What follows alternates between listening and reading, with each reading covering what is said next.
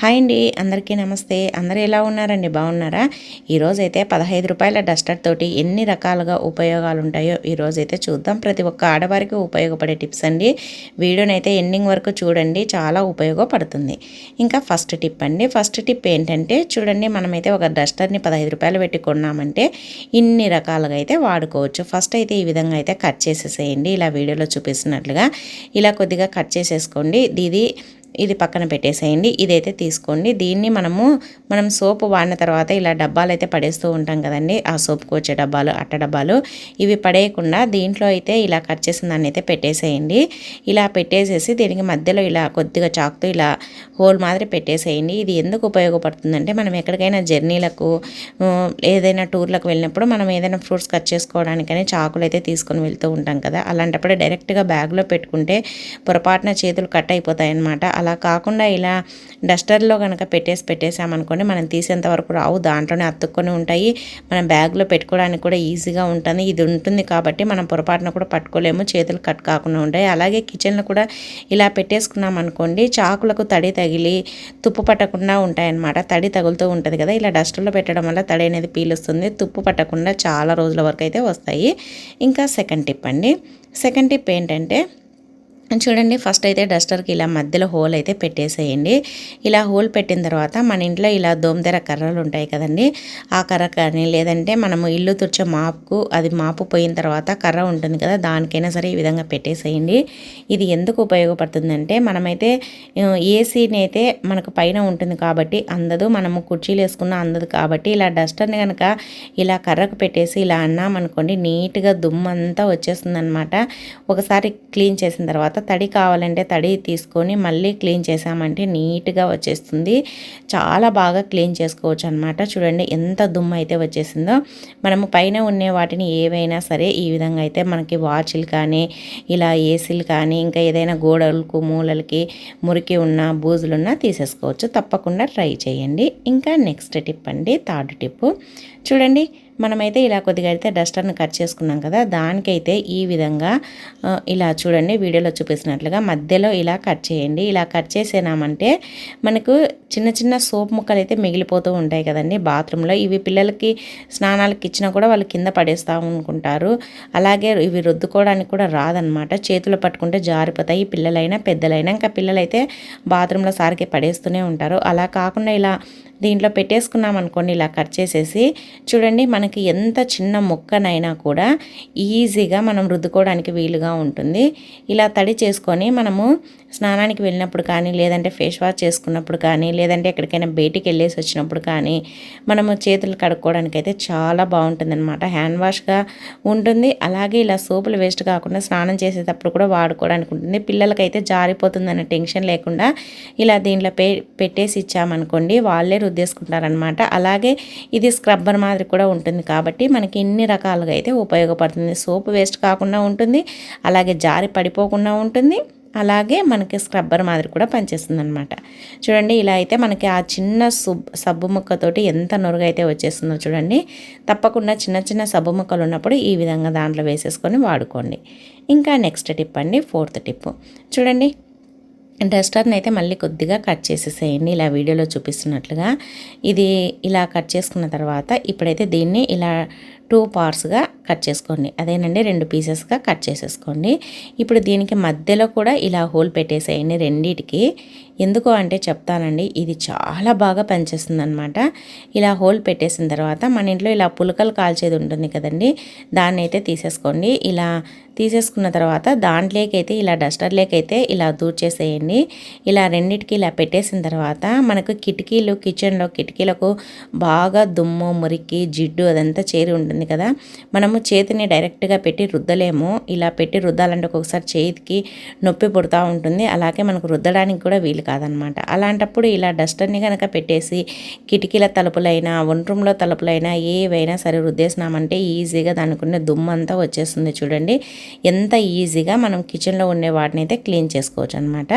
తప్పకుండా ఈ టిప్ని అయితే ట్రై చేయండి. ఇంకా నెక్స్ట్ టిప్ అండి. నెక్స్ట్ టిప్ ఏంటంటే ఫస్ట్ అయితే ఒక చిన్న డబ్బా అయితే తీసేసుకోండి. మూత ఉండేది అయితే బాగుంటుంది. తీసేసుకున్న తర్వాత ఇలా డస్టర్ చిన్న చిన్న పీసెస్ ఉంటాయి కదండి, అవి అయితే దీంట్లో పెట్టేసుకోండి. ఇలా వీడియోలో చూపిస్తున్నట్లుగా ఇలా పెట్టేసుకున్న తర్వాత దీంట్లో కొద్దిగా నెయిల్ పాలిష్ రిమూవర్ అయితే వేసేసేయండి. ఇలా కొద్దిగా వేసేసుకున్నామంటే సరిపోతుంది. మనం ప్రతిసారి నెయిల్ పాలిష్ను రిమూవ్ చేయాలంటే మనకి కాటన్ వాడాల్సి వస్తుంది. అలాగే ప్రతిసారి నెయిల్ పాలిష్ కూడా రిమూవర్ కూడా వేస్ట్ అయిపోతుంది అనమాట. అలాంటప్పుడు ఇలా కనుక దీంట్లో వేసేసుకున్నాం అనుకోండి, మనకి ఎప్పుడు నెయిల్ పాలిష్ని రిమూవ్ చేసుకోవాలన్నా కూడా ఇలా దాంతో డస్టర్ తోటి అనుకున్నామంటే నీట్గా పోతుంది. ప్రతిసారి నెయిల్ రిమూవరు అలాగే మనం క్లాత్ వాడాల్సిన అవసరమే లేకుండా ఉంటుంది. తప్పకుండా ట్రై చేయండి. ఇంకా నెక్స్ట్ టిప్ అండి, చూడండి మళ్ళీ ఈ విధంగా డస్టర్ని అయితే ఇలా కట్ చేసేసుకోండి.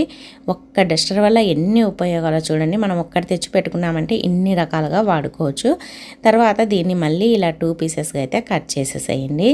ఇలా వీడియోలో చూపిస్తున్నట్లుగా ఇలా కట్ చేసుకున్న తర్వాత ఇది ఎందుకు ఉపయోగిస్తాము అని అంటే చెప్తానండి. మనమైతే స్టవ్ పైన రకరకాల వంటలు అయితే చేస్తూ ఉంటాము. పొరపాటున గంటకు ఒకసారి అలానే పెట్టేస్తాం స్టవ్ పైన.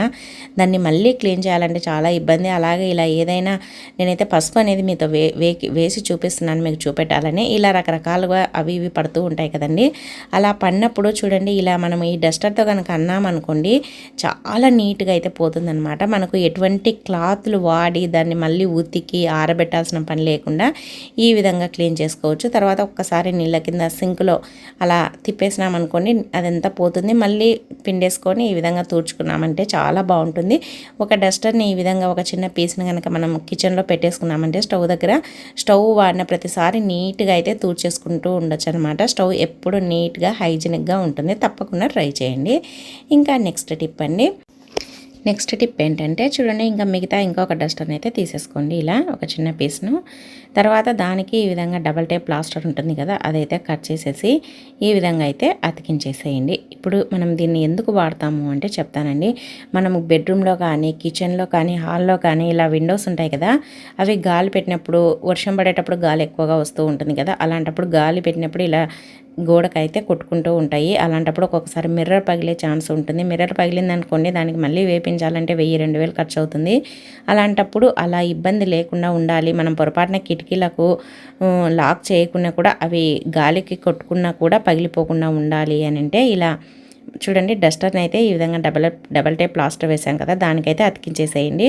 ఇంకా ఎంత గాలి పెట్టినా అవి ఎంత కొట్టుకున్నా కూడా ఇవైతే గోడకైతే తగలవన్నమాట. ఎందుకంటే ఇలా మధ్యలో ఇది ఉంది కాబట్టి మనకి అక్కడికి వెళ్ళేసరికి ఇది ఒత్తుకుంటుంది కదా, ఇంకా దానికి గోడకు అనేది అస్సలు తగలవు. మనకు మిర్రర్ పగిలిపోతుంది అనే భయమే ఉండదు.